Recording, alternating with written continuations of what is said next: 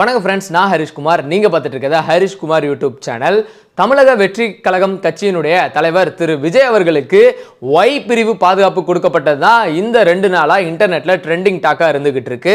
So இந்த Y பிரிவு பாதுகாப்புனா என்ன, மொத்தம் எத்தனை பிரிவுகளில் பாதுகாப்பு அப்படிங்கிறது இந்தியாவில் உள்ள தனிநபர்களுக்கு வழங்கப்பட்டுக்கிட்டு இருக்கு, யாருக்கெல்லாம் வழங்கப்பட்டுக்கிட்டு இருக்கு, ஸோ அதெல்லாம் இந்த வீடியோவில் நான் என்னெல்லாம் பார்த்தோன்னா அதெல்லாம் கிளியராக உங்ககிட்ட சொல்ல போகிறேன். ஸோ இதுக்கு எவ்வளோ பட்ஜெட் ஆகும், யாருக்கெல்லாம் இந்த ப்ரொடெக்ஷன் கொடுத்துக்கிட்டு இருக்காங்க, அது எல்லாமே உங்ககிட்ட நான் ஷேர் பண்ணுறேன். ஸோ அதை பற்றினது அந்த வீடியோ. நம்ம பெரிய வீடியோ போட்டு ரொம்ப நாள் ஆச்சு. அண்ட் இந்த வீடியோலேருந்து அந்த பெரிய வீடியோட ஸ்ட்ரீக்கை ஸ்டார்ட் பண்ணலாம் அப்படின்னு சொல்லி இருக்கோம். ஸோ மறக்காம நம்ம சேனலை சப்ஸ்கிரைப் பண்ணுங்க. அண்ட் இது வரைக்கும் இருக்கிற 21,000 சப்ஸ்கிரைபருக்கு நன்றி. அண்ட் இப்போ வீடியோக்குள்ள போகலாம். Let's go. முதல்ல இந்தியாவில் எத்தனை வகையில் செக்யூரிட்டி அப்படிங்கிறது எத்தனை பிரிவுகளில் கொடுக்குறாங்க பாதுகாப்பு அப்படிங்கிறத நம்ம தெரிஞ்சுக்கணும். இதுக்கு நிறைய பிரிவுகள் இருக்கு. அதில் முதல்ல எடுத்துக்கிட்டிங்கன்னா டாப்பாக ஒரு குரூப் இருக்கு அப்படின்னா அது ஸ்பெஷல் ப்ரொடெக்ஷன் குரூப், எஸ்பிஜி அப்படின்னு சொல்லக்கூடிய குரூப்.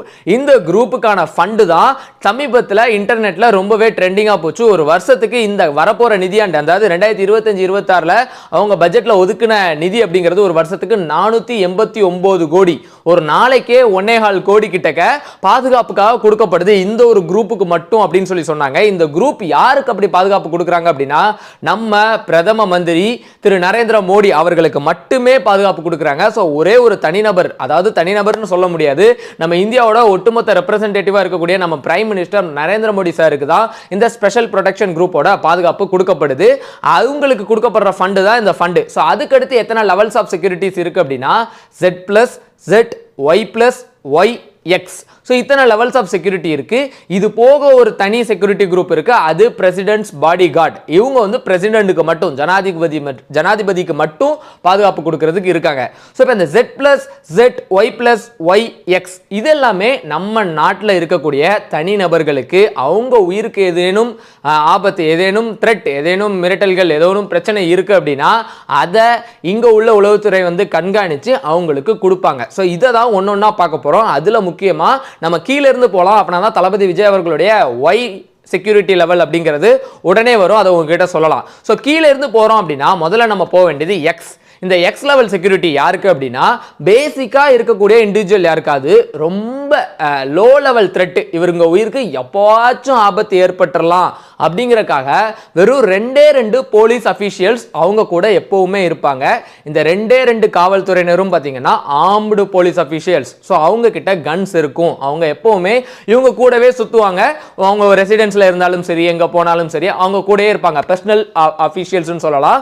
இவங்களுக்கு வெஹிக்கிள், ஏதாவது ஒரு கான்வாய் மாதிரி முன்னாடி பின்னாடி ஏதாவது பாதுகாப்புக்காக வாகனம் போகுமா அப்படின்னு கேட்டீங்கன்னா வாகனம் எல்லாம் கிடையாது. இருக்கலாம் சமயத்தில் சில இடத்துக்கு அவங்க போகும்போது வாகனம் தேவைப்படுது அப்படின்னா லோக்கல் போலீஸ் அபிஷியல்ஸோட கனெக்ட் பண்ணி அவங்க வாகனமும் வாங்கிக்கலாம். இந்த நேரத்தில் மட்டும் இந்த வாகனம் உங்களுக்கு பாதுகாப்புக்கு தேவைப்படுதுன்னு. ஸோ இதுதான் எக்ஸ் லெவல் செக்யூரிட்டி அப்படின்னு சொல்றது.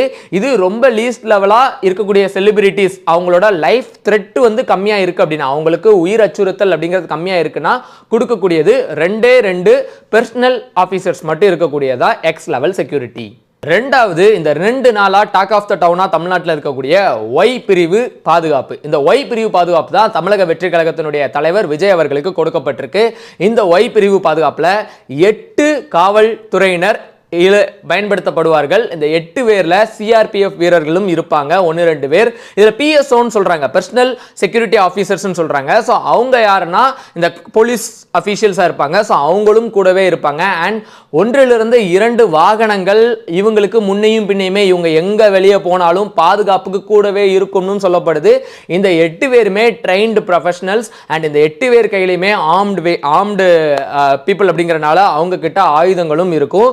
இதுல ஷிஃப்ட்ஸ் படி வைக்கிறாங்க. அந்த பிஎஸ்ஓஸ் சொல்றோம் இல்லையா, பர்சனல் செக்யூரிட்டி ஆபீசர்ஸ்லாம் ரெசிடென்ஸ்ல இருப்பாங்க. ரெசிடென்ஸ் பொறுத்த அளவுல அவங்களோட வீட்ல, தளபதி விஜய் அவர்கள் நீங்க எடுத்துக்கிட்டீங்கன்னா அவங்களுடைய வீட்ல 24/7 இவங்களுக்கு கொடுக்கப்பட்டிருக்கிறது என்னங்கன்னா தமிழ்நாட்டுக்குள்ள மட்டும்தான். ஸோ தமிழ்நாட்டுக்குள்ள தளபதி எங்க போனாலும் சரி, அதே நேரத்தில் தளபதியோட வீட்டில் 24 மணி நேரமும் பாதுகாப்புக்கு ஆள் நின்றுக்கிட்டே இருப்பாங்க. ஸோ அதை தான் சொல்ல வரேன். அண்ட் அவங்களுக்கு ஷிஃப்ட் பேசிஸ், ஒரு காவலாளி இவ்வளோ நேரம் இருந்தாருன்னா அவர் கிளம்பிடுவார், அடுத்த காவல், இந்த மாதிரி 3 ஷிஃப்ட் பேசிஸ்ல காவலாளிகள் அங்க மாறிக்கிட்டே இருப்பாங்க. அதே மாதிரி மொத்தமா இந்த 8 பர்சனல் இருப்பாங்க. இந்த வாகனங்கள்ல முன்னையும் பின்னையும் போறாங்கல்ல, அவங்களுமே இனிமே, அதாவது இதுக்கு முன்னாடி தளபதி விஜய் அவர்கள் எங்க போனாலும் சரி கூட்ட நெரிசல் அவரையே போய் மக்கள் வந்து தொடுறதெல்லாம் நம்மளால பார்க்க முடியும். இனிமே இதெல்லாம் இருக்கிறதுக்கான வாய்ப்பு இல்லை. ஏன்னா இங்க போலீஸ் கவர்மெண்டோட அபிஷியல் செக்யூரிட்டி உள்ள வருது. இது நாள் வரைக்கும் பிரைவேட் செக்யூரிட்டி கார்ட்ஸ் இருந்தாங்க தளபதி விஜய் அவர்களுக்கு.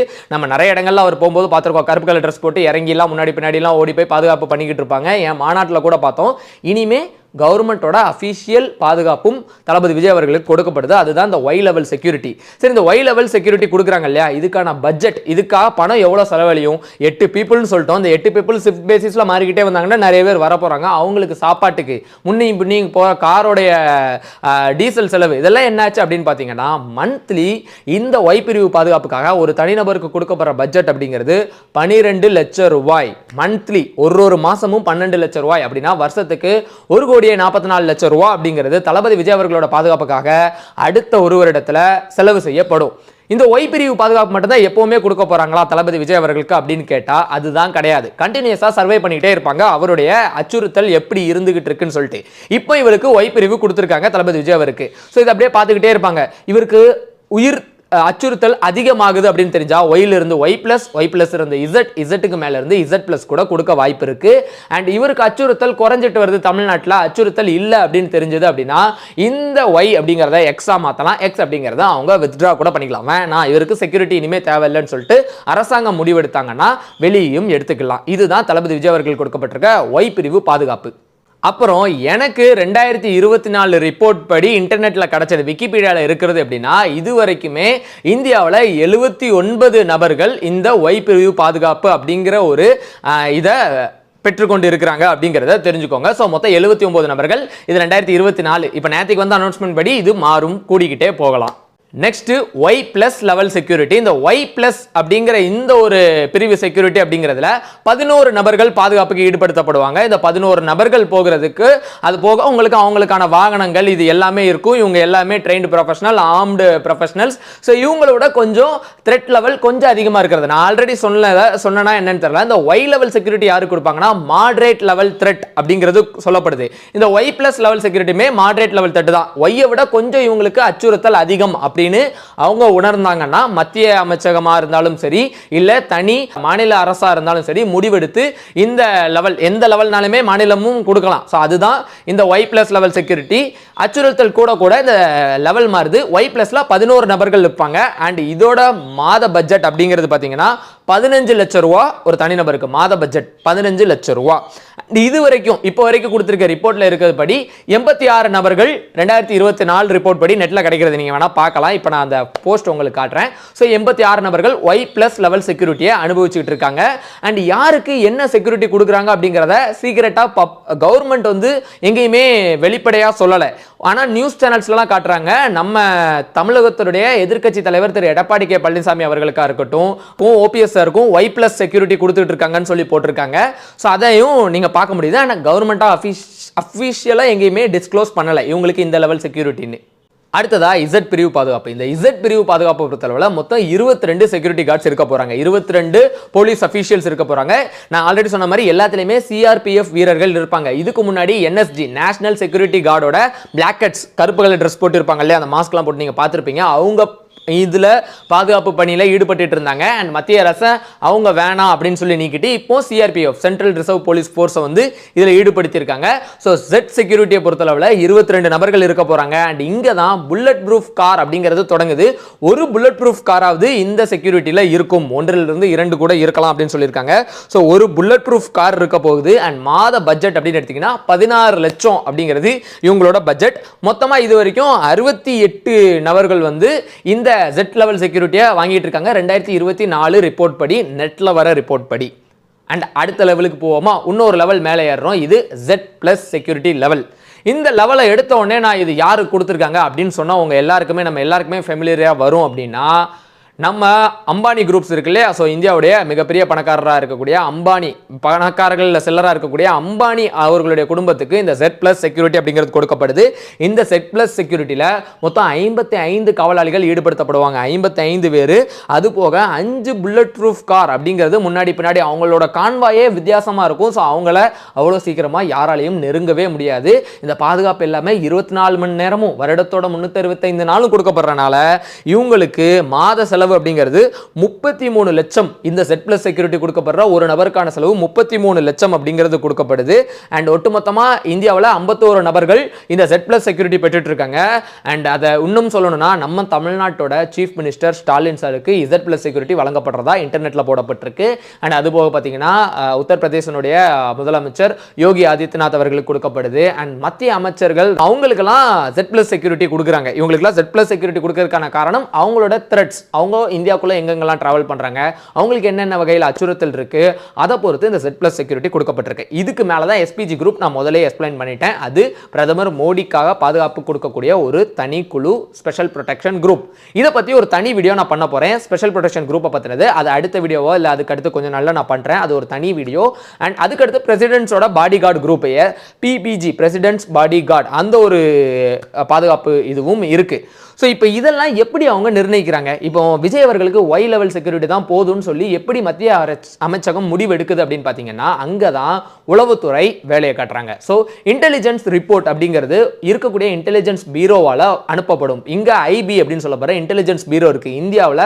அவங்க தான் உளவு பார்த்துட்டே இருப்பாங்க. தனிநபருக்கான அச்சுறுத்தல் எவ்வளோ இருக்குன்னு அவங்க கணக்கெடுப்பாங்க. இப்போ ஒருத்தர் செலிபிரிட்டியாக இருக்காரு அப்படின்னா அவருக்கு அச்சுறுத்தல் இருக்குது அப்படிங்கிறத கணக்கெடுப்பாங்க. ஸோ அவங்க அந்த ரிப்போர்ட்டை மத்திய அரசுக்கு அனுப்புவாங்க. அந்த மத்திய அரசில் மத்திய உள்துறை அமைச்சகம் வந்து அந்த ரிப்போர்ட் எடுத்து பார்க்குது. ஓ, விஜய் சாருக்கு இவ்வளோ த்ரெட் இருக்கு, அப்போ நம்ம என்ன பண்ணணும், இவருக்கு இந்தாங்க இந்த Y லெவல் பாதுகாப்பை வச்சுக்கோங்க அப்படின்னு சொல்லி அந்த த்ரெட்டை அந்த லெவல் செக்யூரிட்டியை விஜய் சாருக்கு ப்ரொவைட் பண்ணியிருக்காங்க. ஸோ இதுதான் நடக்குது. அண்ட் இதை மாநிலங்கள் கொடுக்கலாமா, மாநில அரசு கொடுக்கலாமானா எஸ்.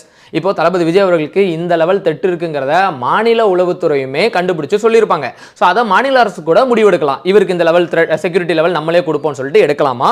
ஸோ இதுதான் ஒட்டுமொத்தமான கருத்து நான் சொல்ல வந்தது. அண்ட் இதுக்கு முன்ன இன்னொரு விஷயம் நான் ஆட் பண்ணணும். இப்போ இதுக்கான பட்ஜெட்டை மத்திய அரசே ஏற்றுக்கிடுவாங்க அப்படின்னு நான் சொல்ல வந்தேன். அரசே தான் முழுசாக கொடுக்குதுன்னு. அண்ட் இதில் இன்னொன்று என்னன்னா, இப்போ சல்மான் கான் இருக்கார் இல்லையா, அவருக்குமே Y+ செக்யூரிட்டியோ Z செக்யூரிட்டியோ கொடுத்துக்கிட்டு இருக்காங்க. இந்த செக்யூரிட்டிக்கு முழுக்க சல்மான் கான் அவர் தான் பே பண்ணுறாரு. ஸோ அவர் தான் முழுக்க பே பண்ணுறாரு. அண்ட் அம்பானி குரூப்ஸ் இருக்குல்ல, அவங்களுக்கு கொடுக்கப்படுற Z+ செக்யூரிட்டிக்கு மாதந்தோறும் சுமார் 40 - 45 லட்சம் ரூபாய் அம்பானி பே பண்ணிட்டு இருக்காங்க. இது வந்து நீதிமன்ற உத்தரவு, நீங்களே பே பண்ணுங்க, இந்தியா ஃபுல்லா நீங்க எங்கலாமோ போறீங்க, உங்களுக்கான செலவை நீங்க ஏத்துக்கோங்கன்னு சொல்லி அவங்க 40 - 45 லட்சம் ரூபாய் பே பண்றதா இன்டர்நெட்ல போட்டிருக்காங்க. ஸோ அம்பானி அவர் தான் பே பண்றாரு, சல்மான் கான் அவங்க தான் பே பண்றாங்க. இந்த மாதிரி நிறைய செலிபிரிட்டிஸ் அவங்க கூட பே பண்ணுவாங்க. அண்ட் அதே மாதிரி அரசாங்கமா முன் வந்து தான் பாதுகாப்பு இந்த லெவல்ல ஒருத்தருக்கா கொடுக்கணும்னா அப்படியும் கிடையாது. இப்போ சல்மான் கான் அவங்க எல்லாம் பாத்தீங்கன்னா பிரைவேட் பாதுகாப்பே நிறைய வச்சிருக்காங்க. அவரோட பாடி கார்டு கோடிகள்ல சம்பாதிச்சுட்டு இருக்காராம். ஸோ அந்த மாதிரி நியூஸ் எல்லாம் பார்க்க முடியுது. அப்போ அவங்களுக்கு த்ரெட் அதிகமாக இருக்குன்னா அரசாங்கம் முன் வரும். இல்லை, இப்போ நான் ஒரு பெரிய ஹீரோவாக இருக்கேன், எனக்கு இவ்வளோ உயிர் அச்சுறுத்தல் இருக்கு, எனக்கு என் உயிருக்கு த்ரெட்ஸ் நிறைய இருக்குன்னு நான் நினைச்சேன்னா நானே மத்திய அரசையோ தன்னோட மாநில அரசையோ போய் நாடலாம், எனக்கு ஒரு Z லெவல் பாதுகாப்பு கொடுத்து விடுங்க ப்ளீஸ் அப்படின்னு சொல்லி நான் போய் கேட்கலாம். அதை பார்த்துட்டு அவங்களும் அதுக்கு செவி சாய்க்கலாம். ஓகே, இவருக்கு இந்த செக்யூரிட்டி லெவல் நம்ம கொடுப்போம் அப்படின்னு சொல்லி. அண்ட் அதுக்கான பட்ஜெட் கூட நானே ஏற்றுக்கிடலாம். நானே போய் கேட்குறப்போ நானே வந்து அந்த பட்ஜெட்டை நான் கொடுத்துட்றேன், என்ன செலவாகுதோ அதை நான் கொடுத்துறேன்னு நானே சொல்லிடுவேன். இல்ல அரசாங்கமே கொடுக்குது. இப்ப தளபதி விஜய் அவர்களுக்கு அரசாங்கம் கொடுத்திருக்கு. தளபதி ஒரு பைசா கட்ட வேண்டாம், அவங்களே முழுவதும் கொடுப்பாங்க. ஆனா தளபதியும் சில சமயங்கள்ல பணம் கட்ட வேண்டியது வருமா? எப்பனா அவங்க ஏதாவது ஒரு பெரிய மாநாடு நடத்துறாங்க, அந்த நேரத்தில் இந்த 8 பேர் பாதுகாப்பு பத்தல, இதையும் தாண்டி பாதுகாப்புக்கு ஆள் வேணும் அவர் நினைச்சாருன்னா மத்திய அரசையோ மாநில அரசையோ நாடி அவர் இதுக்கும் மேல அபிஷியல்ஸ் இறக்கி அதுக்கான செலவு மட்டும் நான் ஏத்துக்கிறேன் அப்படிங்கறத தளபதி விஜய் அவர்கள் சொல்லலாமா. ஸோ இந்த மாதிரி எல்லாம் நான் பார்த்து இன்டர்நெட்ல தெரிஞ்சுக்கிட்டேன். ஸோ நீங்க என்ன நினைக்கிறீங்க? தமிழக வெற்றி கழக தலைவர் விஜய் அவர்களுக்கு இந்த பாதுகாப்பு கொடுக்கப்பட்டது எந்த வச்சு அப்படின்னு சொல்லி நீங்க கீழே கமெண்ட் செக்ஷன்ல சொல்லுங்க. அதாவது உங்களுக்கு எது தோணுது, எதனால இது கொடுத்துருப்பாங்கன்னு. அண்ட் இதை மாதிரி வேற யாருக்கெல்லாம் செக்யூரிட்டி கொடுக்கணும்னு நினைக்கிறீங்களா, இல்ல செக்யூரிட்டி உங்களுக்குலாம் தேவையில்லை அப்படின்னு நினைக்கிறீங்களா, அதெல்லாம் கீழே கமெண்ட் செக்ஷன் சொல்லுங்க. அதை நானும் படிச்சு தெரிஞ்சுக்கிறேன் உங்களோட கருத்துக்களை. அண்ட் கண்டிப்பா எல்லா கமெண்ட்ஸுமே நான் பார்ப்பேன்.